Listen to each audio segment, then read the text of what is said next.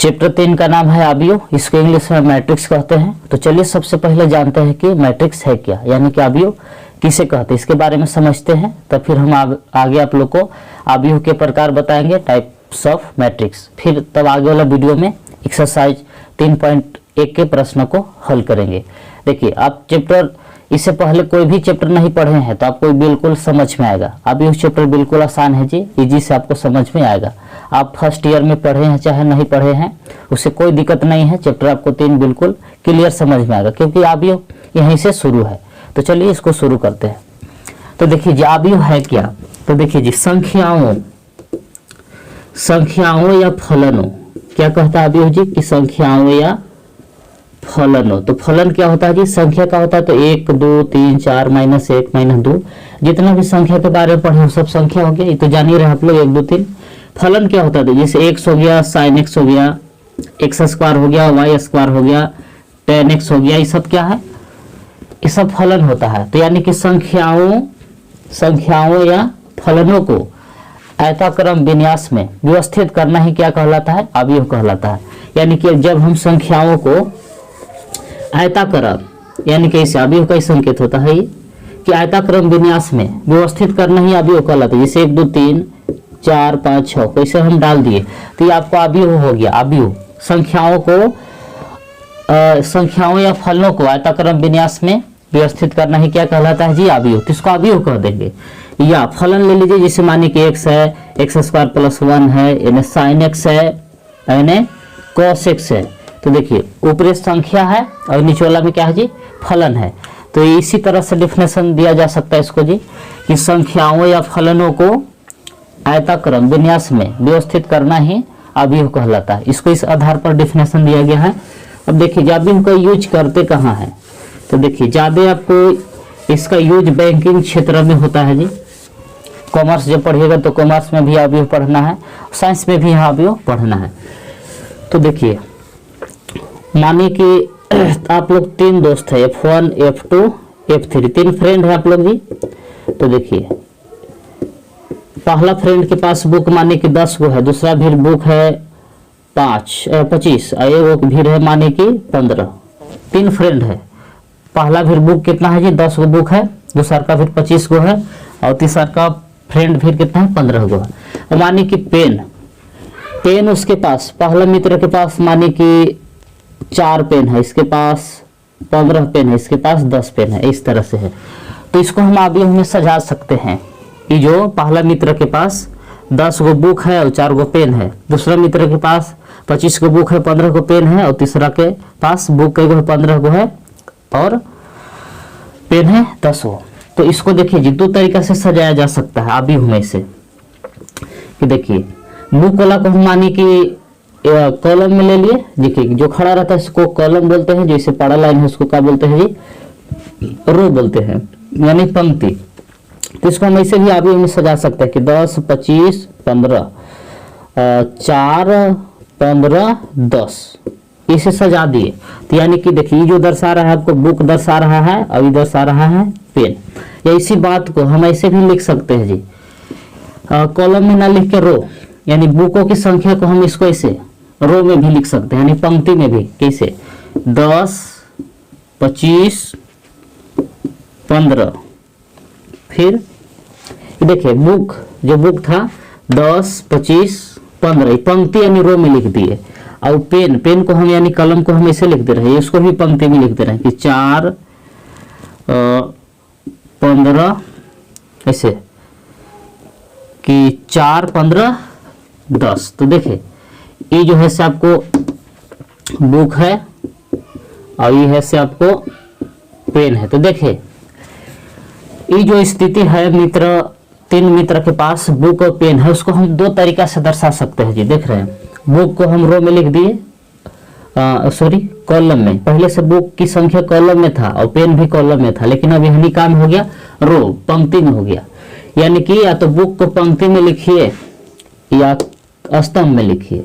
यानी कि देखिए स्तंभ भाई खड़ा वाला और जो पड़ा हुआ रहता है जी रो, ये सब हम आगे आप लोग को बता रहे हैं, पंक्ति और स्तंभ। तो अवयव क्या है जी, समझे, संख्याओं या फलनों को आयताक्रम विन्यास में व्यवस्थित करना ही क्या कहलाता है, अवयव कहलाता है। तो चलिए इसका पहले डिफिनेशन लिख देते हैं, तो फिर हम आप लोग को रो और कॉलम यानी कि स्तंभ और पंक्ति के बारे में बताते हैं। तो देखिए अवयव का डिफिनेशन लिख दिए। क्या है डिफिनेशन से, संख्याओं या फलनों का एक आयताक्रम विन्यास अवयव कहलाता है। तो देखिए इसे ए बी सी, ये अंग्रेजी के बड़े अक्षर यानी कि कैपिटल लेटर से सूचित किया जाता है कि A B C dot dot X Y Z, यानी कि ABCD के कोई भी अक्षर से अवयव को सूचित कर सकते हैं, वो भी कैपिटल होना चाहिए, बड़ा अक्षर होना चाहिए, से सूचित किया जाता है। तो जैसे मान लीजिए कि ए बराबर, ऐसे मान लेते हैं 1 2 3 4 5 6, ऐसे भी हो सकता है। या बी बराबर ऐसे मान लीजिए कि 1 2 3 4 5 6, या आप ऐसे भी सी बराबर मान सकते हैं जी कि x ऐसे x² + 1 sin x, या यहाँ tan x। तो देखिए ये सब जो देखिए ए और बी दोनों में संख्या है अवयव में, और सी वाला में क्या है जी, फलन है। तो इसी आधार पर डेफिनेशन दिया गया है कि संख्याओं या फलनों को एक आयताक्रम विन्यास क्या कहलाता है जी, यह आयताक्रम विन्यास में व्यवस्थित करना ही क्या कहलाता है, अवयव। तो देखिए आयताकार क्रम विन्यास है जी, इसी को क्या कहा जाता है, अवयव। तो देखिए ये जो खड़ा वाला लाइन में आ रहा है, ठीक कॉलम होता है, स्तंभ होता है, ये पहली स्तंभ है, ये दूसरी स्तंभ है, और जो पड़ा लाइन में आता है उसको क्या बोला जाता है जी, पंक्ति बोला जाता है। तो जिसे देखिए ए बराबर बड़ा अवयव इसे हम मान लेते हैं कि शुरू वाला रहता है A11 होता है, और दूसरा का A12 A13 डॉट डॉट आगे बढ़ सकते हैं जितना मर्जी आपको है, A21 A22 A1 A23 A31 A32 A33। तो देखिए जी ये जितना है इस लाइन में जो आ रहा है उस सबको बोला जाता है पंक्ति। तो इसको बोलेंगे पहली पंक्ति, शुरू लगा है जी तो पहली पंक्ति, और ये फिर है दूसरी पंक्ति,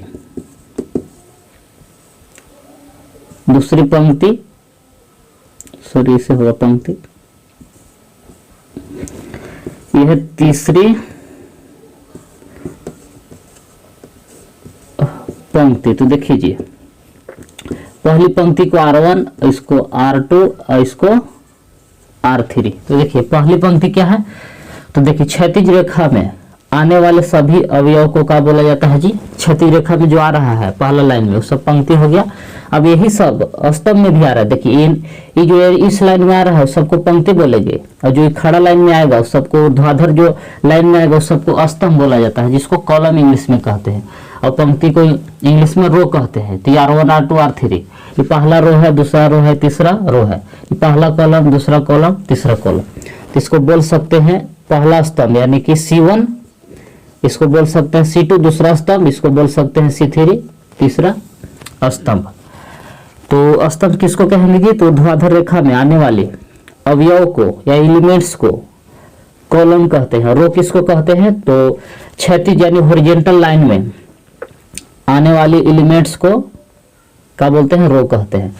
तो चलिए वीडियो को रोक आप लोग इसको इतना नोट कीजिए, तो हम आगे और रो और कॉलम के बारे में बताते हैं।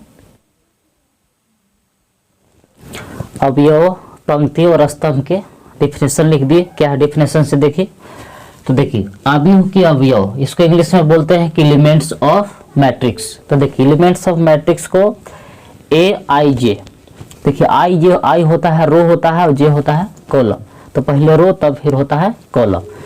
तो देखिए यानी कि पहले पंक्ति तब होगा स्तंभ। तो आई यहाँ दर्शा रहा है कोई चीज ऐसे A12 है, इसका मतलब ही हुआ कि पहला पंक्ति दूसरा कॉलम, यानी कि फर्स्ट रो सेकेंड कॉलम।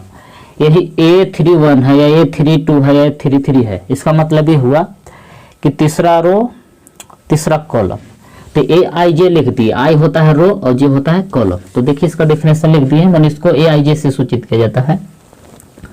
अवयव के संख्याओं या फलनों को अवयव कहते हैं। जो अवयव के अंदर संख्या फलन रहता है उसी को क्या कहते हैं जी, अवयव, एलिमेंट्स कहते हैं। वह एलिमेंट्स होता है, जिसे मानिए कि एक अवयव है, एकरा में 2 3 4 5 है। तो देखिए 2 3 4 5 ये सब क्या है, एलिमेंट्स है।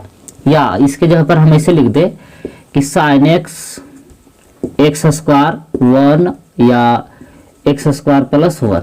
ये देखिए साइन एक्स स्क्वायर प्लस 1 1, ये सब क्या है जी, एलिमेंट्स है, यानी कि अवयव के फलनों या संख्याओं को क्या कहते हैं, एलिमेंट्स कहते हैं, अवयव कहते हैं। अब देखिए पंक्ति, अब है पंक्ति, इसको इंग्लिश में रो कहते हैं। तो रो को देखिए या तो आर से सूचित करिए या तो जे से, आई से सॉरी, या तो एम से, यानी कि रो को आर आई एम तीनों से सूचित किया जाता है। तो डिफिनेशन क्या से देखिए कि क्षैतिज रेखा में आने वाले अवयवों को रो कहते हैं। तो रो किसको कहते हैं जी, देखिए नीचे देखिए क्षैतिज रेखा में, तो क्षैतिज रेखा में ही ना सब आ रहा है, A11 है, A12, A13, देखिए क्षैतिज रेखा में आने वाले अवयवों को रो कहते हैं। तो देखिए पहला रो है, ये दूसरा रो है, ये तीसरा रो है, तो इसको कह सकते हैं कि R1 है, यानी कि पहला रो। फिर अब दूसरा पंक्ति देखिए, ये R2 एक कह सकते हैं, R2, इसको क्या कह सकते हैं जी, R3। तो डिफिनेशन इसी को दिया गया है कि क्षैतिज रेखाएं में आने वाले अवयवों को रो कहते हैं। तो देखिए R1 है, या R2 है, अभी R3 है। अब स्तंभ देखिए क्या है, स्तंभ के इंग्लिश में कॉलम कहते हैं।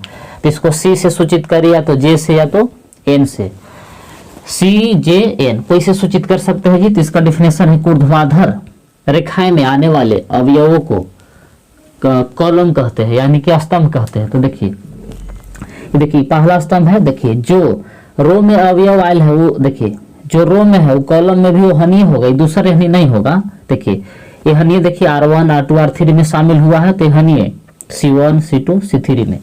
तो पहला स्तंभ है A, दूसरा स्तंभ है अभी, तीसरा स्तंभ है। तो डिफिनेशन देखिए कि ऊर्ध्वाधर रेखा में आने वाले अवयव को क्या कहा जाता है जी, कॉलम कहा जाता है, यानी कि स्तंभ कहते हैं। तो देखिए वो हनीय क्या है, R1 R2 R3 में भी शामिल है, और वो हनीय एलिमेंट C1 C2 C3 में शामिल है। तो जो खड़ा है उसको क्या कहेंगे जी, कॉलम, और जो पड़ा लाइन में आ रहा है उसको क्या बोलेंगे, रो कहेंगे। तो देखिए इसका मतलब ऐसे लिखल है कि A 2 3, इसका मतलब क्या समझ रहे हैं। तो पहले रो रहता है तब होता है कॉलम, यानी कि पहले वाला जो रहेगा, जिसे मानिए कि इसे कहाँ लिखा हुआ है कि I J, या इसे कि 2 3 है, इसका मतलब हुआ कि शुरू वाला रो है और सेकेंड वाला रहता है कॉलम, यानी कि फर्स्ट वाला रो सेकेंड वाला कॉलम। तो सॉरी देखिए थोड़ा सा गलती हो रहा है, ये R1 होगा, आप लोग सुधार लीजिएगा। ये R1 है, ये R2 है, R3 है। तो चलिए इसको लिखिए। तो अब आगे है अवयव के कोटि, यानी कि ऑर्डर ऑफ ए मैट्रिक्स। तो चलिए इसको समझते हैं। तो इसका डिफिनेशन ऐसे है जी कि अवयव की पंक्ति m तथा स्तंभ n के गुणे m गुणे n को ऑर्डर यानी कि कोटि कहते हैं, यानी कि अवयव में जो रो और कॉलम रहेगा वो हनीय के गुणनफल को क्या कहते हैं जी, ऑर्डर कहते हैं, यानी कि कोटि कहते हैं। तो चलिए इसको समझते हैं। तो देखिए एगो अवयव दिया हुआ इसे कि a बराबर 2 3 4 5। तो इसमें देखिए कि रो कैगो है। तो देखिए पहला रो दूसरा रो, यानी कि रो पहले रो लिखते हैं तब लिखते हैं कॉलम, यानी कि पहले रो तब होता है कॉलम। तो देखिए इसमें 2 रो है और 2 कॉलम है, तो इस अवयव की कोटि होगा कोई चीज 2 गुने 2। इसका मतलब ही हुआ कि हमें 2 रो है और 2 कॉलम है, पहला रो दूसरा रो, पहला कॉलम दूसरा कॉलम, यानी कि 2 गुने 2 लिख सकते हैं कि इसमें 2 रो है और 2 कॉलम है। या इसे b बराबर एक अवयव रहेगा कि 2 1 5, कोई भी अंक रहेगा, इसे 0 1 या 3 कोई संख्या ऐसे है। तो इसका आप बताइए कि ऑर्डर क्या होगा। तो देख लीजिए पहले रो लिखना है, तो रो कैगो ऐसे देखिए, पहला रो दूसरा रो तीसरा रो, यानी कि 3 गो रो है, R1 R2 R3। इसका मतलब है कि 3 गो रो है। कॉलम कैगो से देखिए, खड़ा लाइन कैगो है 1 2, तो 2 गो खड़ा है, तो पहले रो तब कॉलम, पहले पड़ा तब खड़ा। पड़ा कैगो है जी 1 2 3, खड़ा कैगो है तो 1 2, यानी कि रो गुने कॉलम। यानी कि आप ऐसे रो बराबर याद रखना है कि RC रामचंद्र, आप ऐसे याद रख सकते हैं कि पहले राम तब चंद्र, रामचंद्र। ऑर्डर बराबर क्या फॉर्मूला याद रखना है आपको जी, तो ऑर्डर बराबर RC यानी कि रामचंद्र, पहले रो तब कॉलम। या C बराबर इसे, इसको देखिए C बराबर एगो मैट्रिक्स है इस तरह से कि 1 2, या इसी को पलट देते हैं हम ऐसे कि पहले जो रो है उसको कॉलम में लिख देते हैं, तो ऐसे कि 2 5 0 1 6 3। अब C ऐसे अभी यही है लेकिन इस रूप में है, तो इसको अब क्या ऑर्डर बताना है, तो ऑर्डर कैसे लिखिएगा, तो पहले रो ध्यान रखना है कि पहले रो यानी कि पहले पढ़ा, क्या वो पढ़ा है जी, 1 पढ़ा 2 पढ़ा, यानी R1 है R2, 2 गो रो है तो पहले 2 लिखेंगे। कॉलम के एगो देखिए, 1 कॉलम 2 कॉलम 3, यानी कि 3 गो खड़ा लाइन है यानी कि 3। इसी को पलट दिए तो देख रहे हैं पहले रो तब कॉलम, ये ऑर्डर हो गया। यदि पूछें कि C आबी का ऑर्डर बताइए तो क्या बताना है जी, तो 2 गुने 3। B का ऑर्डर बताइए तो क्या लिखना है आपको, तो 2 गुने 3, क्योंकि 3 गो रो है और 2 गो कॉलम है। इसी तरह से मानिए कि एगो D आबी है इसे, खाली उसमें कोई एक ही गो अंक है, मानिए कि 4 है 5 ऐसे कुछ अंक, एगो खाली है, तो इसका बताइए। तो एगो रो और एक ही गो कॉलम है, तो इसको हम लिख सकते हैं 1 गुने 1। अच्छा ई आबी मान लीजिए कोई एगो ई आबी है, उसमें इसे है 1 2 3 4 5 6 7 8 9, तभी हमें रो कॉलम बताइए। A1 रो देखिए, पहला रो दूसरा रो तीसरा रो, 3 गो रो है। अब कॉलम क्या होता है, 1 2 3, 3 पड़ा है और 3 खड़ा है, यानी कि 3 गुने 3 होगा। समझ रहे ऑर्डर। और ऐसे भी हो सकता है, बहुत हो सकता है जी, माने कि ये हो गया F है वो अभी मान लीजिए लास्ट, 1 2 3 4 5 6 7 8। अब इसको बोलेंगे किसका रो बताइए, और नहीं कोटी ऑर्डर बताइए। तो ऑर्डर क्या है से देखिए आप लोग, पहले रो 1 2 3 4, 4 गो रो है जी, R1 R2 R3 R4। Column क्या है, तो 1 2, तो 2 गो कॉलम। इसको F आबी होके बोलेंगे किसका ऑर्डर बताइए, तो आपको क्या बताना है, 4 गुने 2, इसका मतलब है कि 4 गो रो है और 2 गो कॉलम है।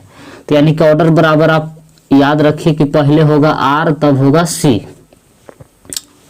R गुने C, पहले रो तब कॉलम, यानी कि ऑर्डर बराबर रामचंद्र, R से राम और C से चंद्र, रामचंद्र मानिए सीधा सीधी के ऑर्डर बराबर। कभी भूल गए तो चलिए इसको लिखिए। अब है अवयव के प्रकार यानी कि टाइप्स ऑफ मैट्रिक्स। तो देखिए, तो अवयव के पहला प्रकार है स्तंभ अवयव, इसको इंग्लिश में बोलते हैं कॉलम मैट्रिक्स। तो चलिए कॉलम मैट्रिक्स क्या है इसके बारे में पहले जानते हैं। तो देखिए जिसका डेफिनेशन ऐसे है कि वह अवयव जिसमें केवल एक ही स्तंभ होता है, मतलब सिर्फ उसमें एक स्तंभ हो, केवल एक स्तंभ हो, उसे स्तंभ अवयव कहते हैं। जिसमें से डेफिनेशन लिख सकते हैं कि जिसमें केवल एक स्तंभ होता है, वह अवयव जिसमें केवल एक स्तंभ, जिसमें केवल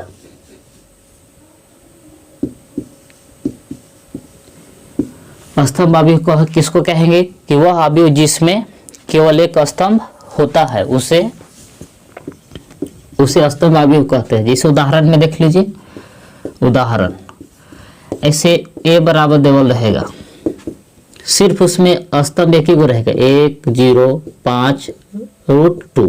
तो देख रहे हैं सिर्फ एक ही वो कॉलम रहेगा, 2 गो कॉलम रहबे नहीं करेगा। रो कैगो है 1 2 3, रो कैगो रहे उससे कोई मतलब नहीं है, जिसमें सिर्फ एक स्तंभ होना चाहिए, माने एक ही को खड़ा लाइन होना चाहिए। तो देखिए पहले रो लिखाता है, तो रो कैगो है जी, तो 1 2 3 4, 4 गो रो है, कॉलम कितना है 1 है।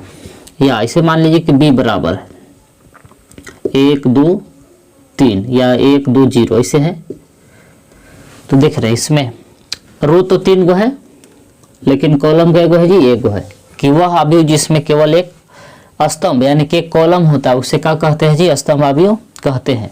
तो इसको यदि हम लोग ऑर्डर लिखा जाए, ऑर्डर, इसमें रो कितना भी हो सकता है, उससे कोई दिक्कत नहीं है, लेकिन ऑर्डर लिखा जाए तो देखिए जी, ऑर्डर रो को तो M से सूचित करते हैं, M यानी कि देखिए ऑर्डर रो जो है कि रो आपको 4 गो भी हो सकता है, रो 3 गो भी हो सकता है, रो 5 गो भी हो सकता है, रो कितना भी हो सकता है। तो यानी कि यहाँ लिख दिए रो M, और कॉलम इसमें क्या होगा, तो एक ही गो होगा, यानी कि इसका ऑर्डर लिख सकते हैं कि M गुने 1। इसका मतलब हुआ कि रो कई गो हो सकता है लेकिन कॉलम एक ही गो रहेगा। यानी कि स्तंभ अवयव के ऑर्डर कहा जाए तो क्या हो सकता है, तो m गुने 1, m की जगह पर 1 2 3 4 5 6 7 कोई भी अंक हो सकता है।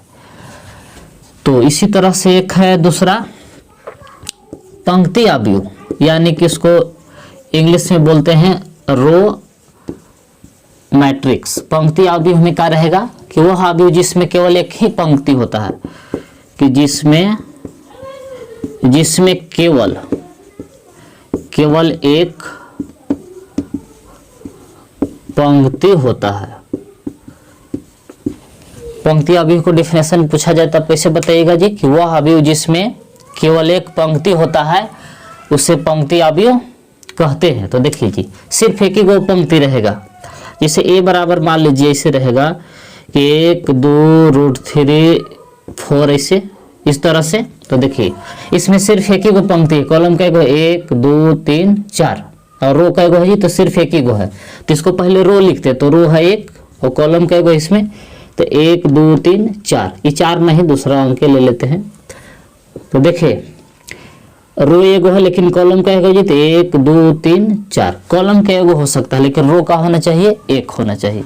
इसी तरह से b बराबर आप लिख सकते हैं 0 1 2। तो इसमें देखिए रो तो एक ही गो है, पहले रो लिखते हैं तब कॉलम का एगो जी, तो 1 2 3 एगो है 3। या और भी हो सकता है कि c बराबर 1 2 3 0 5 6 इस तरह से जी, 1 2 3 4 5 6 6 कॉलम है लेकिन रो का एगो है, तो एक रो है कॉलम का एगो है, तो 1 2 3 4 5 6 1 गुने 6 इसका ऑर्डर हुआ। तो यानी कि इसका ऑर्डर कहा जाए कि देखिए 1 गुने कॉलम का एगो हो सकता है, n गो हो सकता है, ऑर्डर बराबर m गुने n होता है।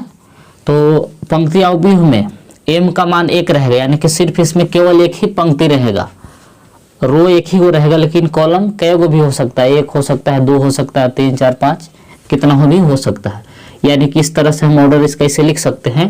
पंक्ति अवयव के ऑर्डर का होगा जी, तो n 1 गुने n, और स्तंभ अवयव के ऑर्डर का होगा तो m गुने 1। तो लिखिए इसको, फिर हम आगे और बता रहे हैं। तो अगला अवयव है वर्ग अवयव, इसको इंग्लिश में बोलते हैं स्क्वायर मैट्रिक्स। तो चलिए देखिए वर्ग अवयव क्या है। वर्ग अवयव इसको इंग्लिश में कहा जाता है जी स्क्वायर मैट्रिक्स। तो डिफिनेशन इसको ऐसे है कि वह अवयव जिसमें पंक्तियों m तथा स्तंभों n की संख्या समान, यानी कि m बराबर n होती है, उसे वर्ग अवयव कहते हैं। यानी कि जिसमें रो और कॉलम दोनों का रहेगा बराबर रहेगा, उसको स्क्वायर मैट्रिक्स कहते हैं। तो देखिए m बराबर n रहेगा इसमें, यानी कि देखिए जितना रो रहेगा उतना ही कॉलम होना चाहिए। देखिए 1 रो 2 रो 3, यानी कि R1 R2 R3 3 गो रो है जी, कॉलम क्या है तो 1 2 3। तो देखिए तो जिसमें रो और कॉलम क्या है दोनों बराबर रहेगा, जितना रो रहेगा उतना ही कॉलम रहेगा, तो उसको बोलेंगे वर्ग अवयव। या b बराबर इसे देखिए कैसे रहेगा कि 2 0 4 5। तो इसमें देखिए 2 रो है और 2 कॉलम है, तो इसको भी वर्ग अवयव कहेंगे, कि वह अवयव जिसमें रो और कॉलम की संख्या समान होता है, मतलब जिसमें रो और कॉलम दोनों का रहता है बराबर रहता है, उसी को वर्ग अवयव कहते हैं। या आप 4 को टी के भी ले सकते हैं, 4 गुने 4 वाला, कि 1 0 2 3 5 0 6 8 कोई भी अंक रहेगा, -1 0 -2 5 1 2 1। तो इसमें देखा जाए तो यह वर्ग अवयव कैसे, ऐसे देखिए 1 2 3 4 4 गो रो है और कॉलम का है, तो 1 2 3 4, तो 4 गुने 4 का है। तो देखिए इसमें 4 गो रो है, इसमें 4 गो कॉलम है, तो यानी कि जितना रो रहेगा उतना ही कॉलम रहेगा, तो उसको स्क्वायर मैट्रिक्स कहेंगे। तो यानी कि इसको ऑर्डर की बात किया जाए स्क्वायर मैट्रिक्स का ऑर्डर, तो 2 तरीका से लिख सकते हैं कि m गुने m, यानी कि m गुने n, तो m और n आपस में क्या होता है जी बराबर होता है। क्यों लिखे ऐसा, क्योंकि m बराबर n है। या फिर ऐसे भी ऑर्डर लिख सकते हैं कि n गुने n, m गुने m या n गुने n लिख सकते हैं, यानी कि जितना रो रहेगा उतना ही कॉलम रहेगा। तो एक तरह से वर्ग अवयव का ही क्या हो गया जी, ऑर्डर हो गया। तो चलिए इसको लिखिए, तब हम आगे और अवयव बता रहे हैं। चौथा आपको विकर्ण अवयव और पांचवा है अदिश अवयव। तो चलिए लोग के समझिए। तो विकर्ण अवयव, इसको इंग्लिश में डायगोनल मैट्रिक्स कहते हैं। तो इसका डिफिनेशन ऐसे है जी कि वह वर्ग अवयव, वर्ग अवयव को ही विकर्ण अवयव कहेंगे, कि वह विकर्ण अवयव वह वर्ग अवयव जिसके विकर्ण के अतिरिक्त सभी अवयव शून्य हो। एक वर्ग ऐसा वर्ग अवयव जिसके विकर्ण के अलावा बाकी जो भी अवयव है सबका होना चाहिए शून्य होना चाहिए, उसे विकर्ण अवयव कहते हैं। तो जैसे उदाहरण में देखिए, उदाहरण में ले लेते हैं इसे कि a बराबर, शुरू में मान लीजिए कि 4 है, ये 1 गुने 1 वाला है, ऑर्डर इसमें 1 गुने 1 है, लेकिन b बराबर इसे देखिए कि -1 है, बाकी 0 0 2। तो देखें विकर्ण किसको बोलते हैं जी, तिरछा तिरछी देखिए विकर्ण है जी।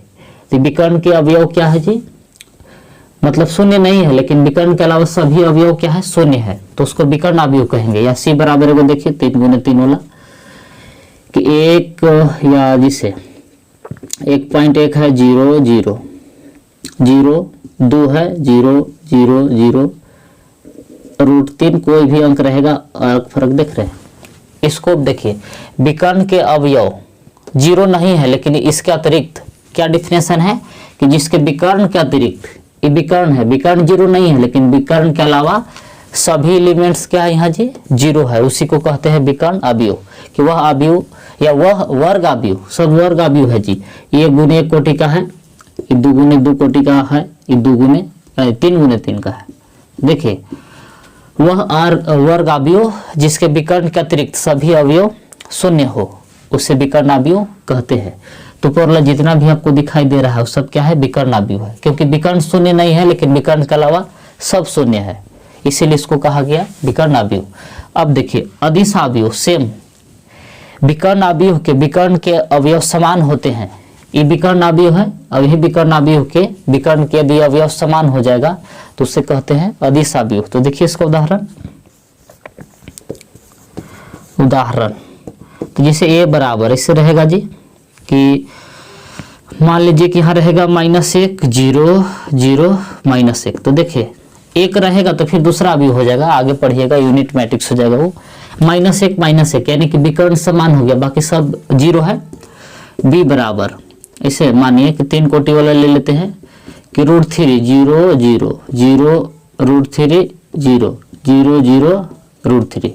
तो इसमें देख रहे हैं ये 2 गुने 2 कोटि का है, ये 3 गुने 3 कोटि का है। तो देख रहे हैं इसमें विकर्ण का जो एलिमेंट्स है एक जैसा है, ये √3 है तो √3 है √3 है, मानो कि विकर्ण अवयव के यदि विकर्ण समान होते हैं, यदि विकर्ण अवयव के विकर्ण के अवयव समान होते हैं तो उसी को क्या कहा जाता है जी, स्केलर मैट्रिक्स, यानी कि अदिश अवयव। तो अदिश अवयव विकर्ण अवयव से ही बना है, लेकिन कब, जब उसका एलिमेंट्स, किसका एलिमेंट्स, विकर्ण का, डायगोनल का एलिमेंट्स एक जैसा हो जाएगा, तब उसको कहेंगे अदिश अवयव। तो चलिए इसको भी लिखिए, तब हम आगे और बता रहे हैं। तो अगला है तत्समक अवयव, या इसको मात्रक अवयव भी कहते हैं। तो चलिए इसको जानते हैं।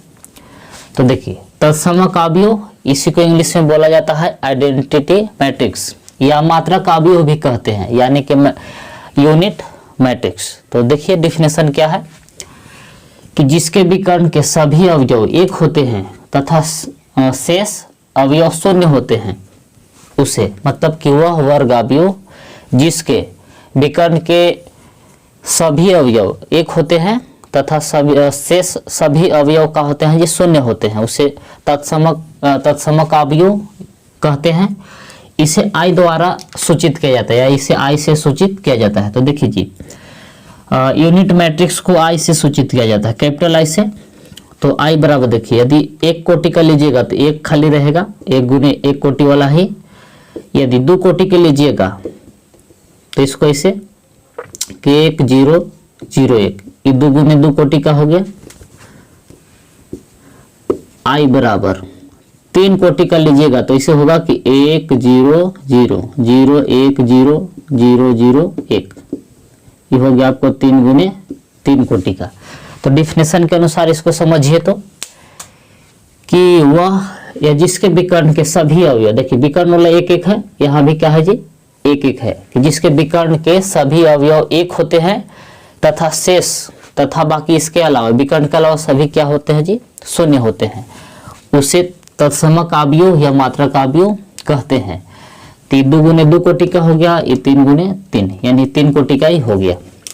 तो इसी तरह से 7वां आपको है एक शून्य अवयव या रिक्त अवयव भी कह सकते हैं कि शून्य अवयव, इसको इंग्लिश में बोला जाता है जीरो मैट्रिक्स। जीरो मैट्रिक्स, तो जीरो मैट्रिक्स किसको कहते हैं जी कि वह अवयव जिसके सभी अवयव शून्य होता है उसे शून्य अवयव कहते हैं। तो इसको ऐसे लिख सकते हैं कि जिसके सभी अवयव शून्य होते हैं, कि वह अवयव जिसके सभी अवयव शून्य होते हैं उसे शून्य अवयव कहते हैं। इसे ओ बड़ा ओ से सूचित किया जाता है, इसे ओ से सूचित किया जाता है। तो देखिए जी, तो शून्य अवयव किसको कहेंगे जीरो मैट्रिक्स, कि वह अवयव जिसके सभी अवयव शून्य होते हैं उसे शून्य अवयव कहते हैं। ये सब आप लोग बढ़िया से डिफरेंस लिख लीजिएगा, हम शॉर्ट में सिर्फ आप लोग को बता दे रहे हैं। इसे ओ या जीरो भी इसको कह सकते हैं, इसको जीरो से सूचित किया जाता है। तो देखिए जी, जिसे ए बराबर रहेगा 1 कोटि वाला लीजिएगा तो खाली 0 1 गुने 1, बी 2 कोटि वाला लीजिएगा 2 रो 2 कॉलम वाला, तो इसे 0 0 2 गुने 2 वाला हो गया। सी बराबर 0 0 0 0 0 0, इसको कह सकते हैं 3 गुने 3 कोटि का है। तो देखें कि वह अवयव जिसके सभी अवयव माने जितना एलिमेंट्स है सब 0 रहेगा तो उसी को शून्य अवयव कहते हैं। इसको जीरो से सूचित किया जाता है, यानी कि इसको डायरेक्ट ए बराबर 0 भी लिख सकते हैं, बी बराबर भी 0 लिख सकते हैं, सी बराबर भी 0 लिख सकते हैं। डायरेक्ट शॉर्ट में 0 0 0 है तो इसको खाली 0 लिख सकते हैं, इसे इस तरह से लिख सकते हैं तीनों को। तो चलिए वीडियो को रोक के आप लोग चाहे तो इसको डिफिनेशन को लिख सकते हैं। तो देखिए अब समान अवयव यानी कि लास्ट है ये 8वां नंबर है कि समान अवयव यानी कि इक्वल मैट्रिक्स। तो देखिए समान अवयव कब कहेंगे कि जब 2 अवयव समान कोटि के हो और वो दोनों के संगत अवयव समान रहेगा तो उन्हें समान अवयव कहते हैं। तो देखिए डिफिनेशन ऐसे है कि जब समान कोटि के 2 अवयव ए और बी के संगत अवयव समान होते हैं तो उन्हें समान अवयव कहते हैं। तो उदाहरण देखिए जी, ए और बी 2 अवयव यहाँ लिख दिए उदाहरण में। तो संगत अवयव किसको बोलेंगे, तो देखिए संगत कौन होता है, ए का पहला अवयव और बी के पहला अवयव दोनों बराबर है जी, 2 2 के बराबर है। अब देखिए ए का दूसरा अवयव बी के दूसरा अवयव के बराबर है, यानी कि पहला के बराबर होना चाहिए, दूसरा के बराबर है, तीसरा अवयव के बराबर है, चौथा अवयव के बराबर है। तो इसको हम समान अवयव कहेंगे क्योंकि संगत अवयव क्या है जी बराबर है, पहला के बराबर है, दूसरा के बराबर है, इसी प्रकार से तीसरा के, चौथा अवयव चौथा के बराबर है। तो ए और बी को यहाँ हम क्या कहेंगे, समान अवयव कहेंगे। यदि देखिए यहाँ यदि हम 4 कर देंगे 3 को बराबर, देखिए पहला के बराबर नहीं है, लेकिन देखिए दूसरा के बराबर है, तीसरा के, चौथा के, तो इसको समान नहीं कहेंगे, सब बराबर होना चाहिए। सब जितना भी संगत अवयव है सब बराबर रहेगा तभी समान अवयव कहेंगे। यदि एको को बराबर नहीं रहेगा तो उसको समान अवयव नहीं कह सकते हैं। तो इस कंडीशन में हम लिख सकते हैं कि ए बराबर बी, ये दोनों अवयव का जी आपस में बराबर है, यानी दोनों के संगत अवयव क्या है बराबर है। तो चलिए इसको वीडियो को रोक के आप लोग नोट कीजिए, तो हम आगे वाला वीडियो में एक्सरसाइज 3.1 के प्रश्नों को हल करेंगे। तो लिखिए